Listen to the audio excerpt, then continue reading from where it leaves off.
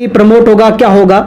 लेकिन जैसे ही समय निकला यूजीसी ने अपनी गाइडलाइन स्पष्ट की कि हम सबको सभी क्लासों की परीक्षाएं होनी चाहिए। आपका सेंस इंडिया न्यूज में कोरोना महामारी के अंदर देश की आर्थिक समस्या के साथ में एक समस्या और खड़ी हुई है, वो है विद्यार्थियों की समस्या।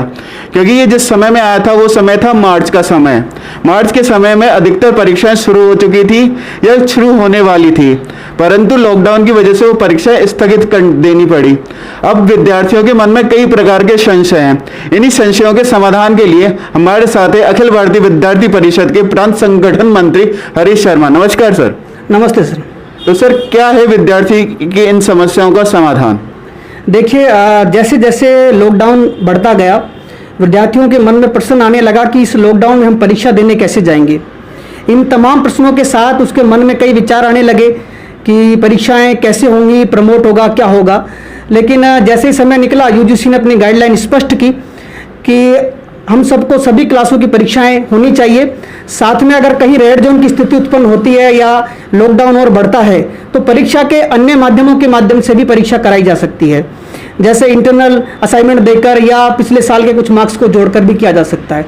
लेकिन यूजीसी ने स्पष्ट किया था कि फाइनल ईयर की जो परीक्षाएं वो किसी न किसी माध्यम से होनी चाहिए, उस मार्कशीट के अंदर प्रमोट शब्द नहीं हो। इसको लेकर एबीवीपी ने भी कहा और शिक्षाविदों ने भी कहा कि विद्यार्थी के आगे के भविष्य को देखते हुए कम से कम फाइनल ईयर के विद्यार्थी की परीक्षा किसी भी प्रकार से हो। अगर कहीं रेड जोन की स्थिति है और लगता है कि विद्यार्थी जाकर प्रत्यक्ष परीक्षा नहीं दे सकता तो उसके लिए अन्य प्रकार के जो घर पे रहते हुए कोई परीक्षा का कोई प्रकार हो सकता है। लेकिन परीक्षा फाइनल ईयर की हो, फर्स्ट ईयर सेकेंड ईयर के बारे में परिस्थिति के अनुसार कोई इंटरनल असाइनमेंट के माध्यम से या प्रीवियस मार्क्स के आधार पर भी कोई नया प्रकार लाकर परीक्षाएं करा जा सकती हैं। ये यूजीसी ने भी कहा है और शिक्षाविदों ने भी कहा है। विद्यार्थी परिषद का मानना ये है कि जब जब ऐसी परिस्थितियां उत्पन्न हुई है, साउथ में हुई है, गुजरात के अंदर भूकंप के समय हुई है, जब विद्यार्थियों को डायरेक्ट प्रमोट किया गया तो उनके भविष्य में जाने के बाद जब उन्हें नौकरियों के लिए वो गए तो बहुत सारी परेशानियों का सामना करना पड़ा। विद्यार्थी परिषद ने अपना मत स्पष्ट रखा है कि मार्कशीट में प्रमोट शब्द नहीं होना चाहिए, क्योंकि हम विद्यार्थियों के लिए काम करते हैं, विद्यार्थियों के लिए सोचते हैं। अगर उनके भविष्य पर कोई खतरा आता है तो सबसे पहले विद्यार्थी परिषद उसके समाधान के लिए निकल कर आती है।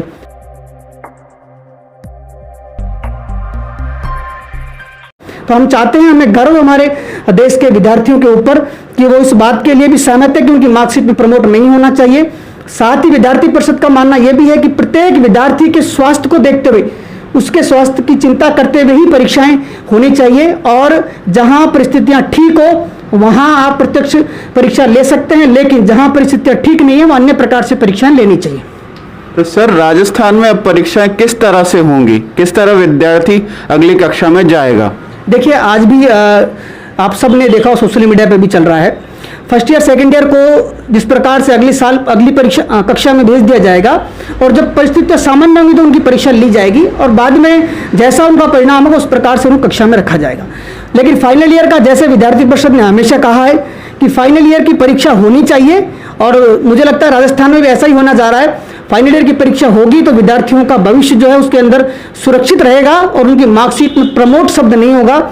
इसके लिए विद्यार्थी परिषद की मांग थी और मुझे लगता है कि ये ऐसा करने से तमाम विद्यार्थी जो फाइनल ईयर में हैं और फर्स्ट ईयर सेकेंड ईयर के भी विद्यार्थी, जहाँ तक मुझे विद्यार्थी का जितना मैंने बातचीत की है, उनको लगता है कि परिस्थितियाँ सामान्य होने पर वो परीक्षा देने को तैयार हैं।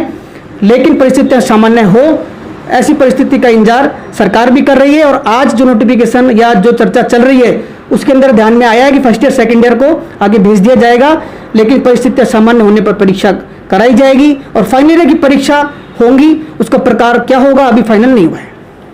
जैसे कि हम डिजिटल इंडिया की बात करते हैं, हमारे देश के अंदर कंपटीशन एग्जाम ऑनलाइन होने लगे, आपको नहीं लगता कि अब यूनिवर्सिटी भी ऑनलाइन की तरफ बढ़े? क्योंकि यदि एक व्यक्ति पेपर देता है तो उसके 32 पेज की कॉपी उसके पास एक सब्जेक्ट के लिए आती है, जिसके अंदर वो कितना भी लिखे वो 32 पेज रद्दी में चले जाते हैं। तो क्या ऑनलाइन प्रोसेस की तरफ हमें बढ़ना चाहिए अब? देखिए, निश्चित ही डिजिटल इंडिया है तो ऑनलाइन की तरफ जाना चाहिए, लेकिन वर्तमान परिस्थिति को देखते हुए जो बहुत सारे इश्यूज हैं, बहुत सारे विद्यार्थी गांव से ही आते हैं, वहाँ नेटवर्क का इशू भी है। तो ऑनलाइन परीक्षाएं अभी सभी विद्यार्थी दे पाए ऐसी परिस्थिति में नहीं है।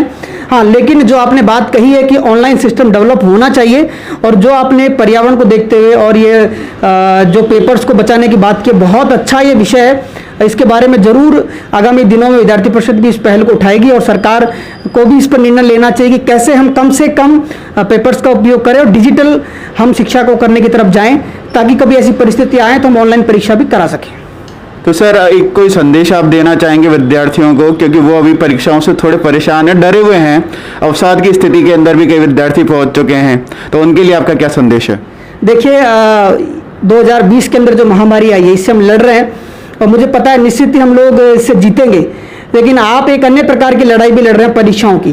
तो मैं आपको एक ही बात कहना चाहूँगा कि परीक्षाएं हमें अपना अध्ययन जारी रखना चाहिए।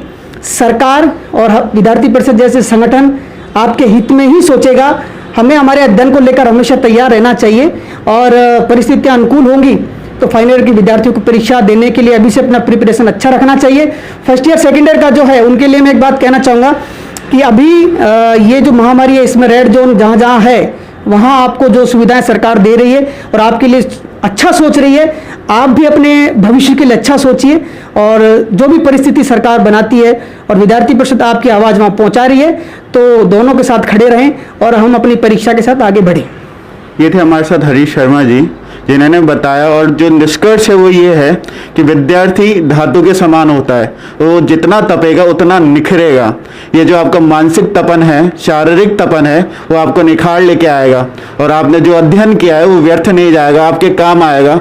आपकी परीक्षाएं दे ना दें, परंतु आपका ज्ञान आपके साथ हमेशा रहेगा, और यही ज्ञान आपके जीवन में आपके काम आएगा। धन्यवाद।